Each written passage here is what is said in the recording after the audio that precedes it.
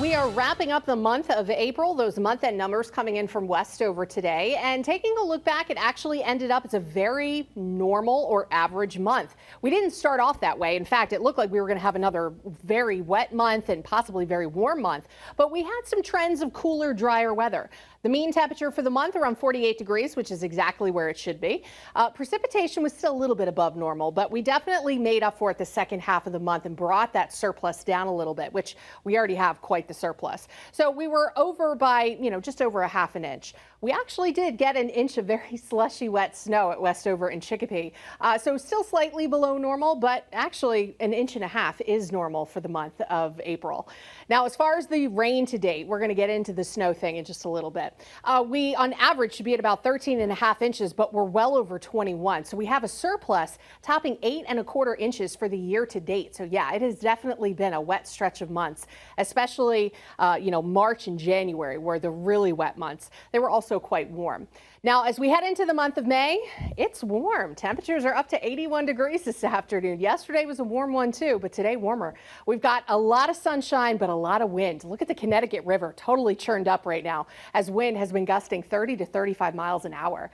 So we're dealing with gusty breezes here in the Northeast. Showers are passing off to our Northeast. Then, of course, you still have all of this severe weather that's happening out across the plains and now more into the Midwest, even creeping up towards Chicago, St. Louis.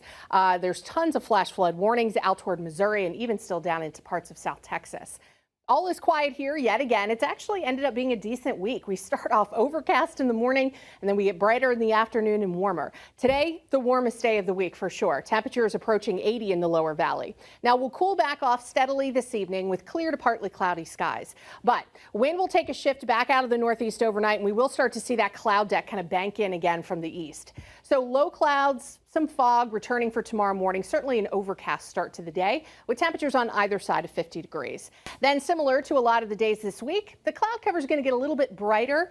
I don't know if cloud cover gets brighter. The sky will get a little brighter. The cloud cover may thin out enough to allow for some partial sun, and temperatures will rebound because of that, climbing back to the middle and upper 60s for the afternoon. It will be a dry end to the week, so you don't have to worry about packing the umbrella, and temperatures are still going to be pretty nice in the afternoon. Again, close to 70 for a few spots in the valley. Breezes will be lighter tomorrow, back out of the east, and then Saturday more of a southeast flow and Sunday more of a south flow.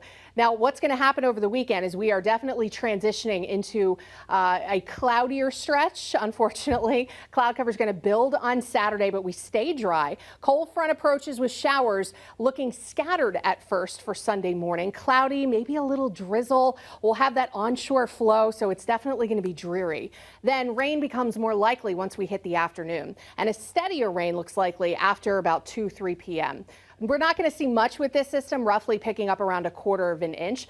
So if you're coming out to the Jack Rowe Memorial 5K, just bring the rain gear, but it's still going to be a great time. Just a little chilly. Highs will be in the mid-50s, but no worry, we're back to near 80 again early next week with some wet weather approaching midweek. Chris and Abby.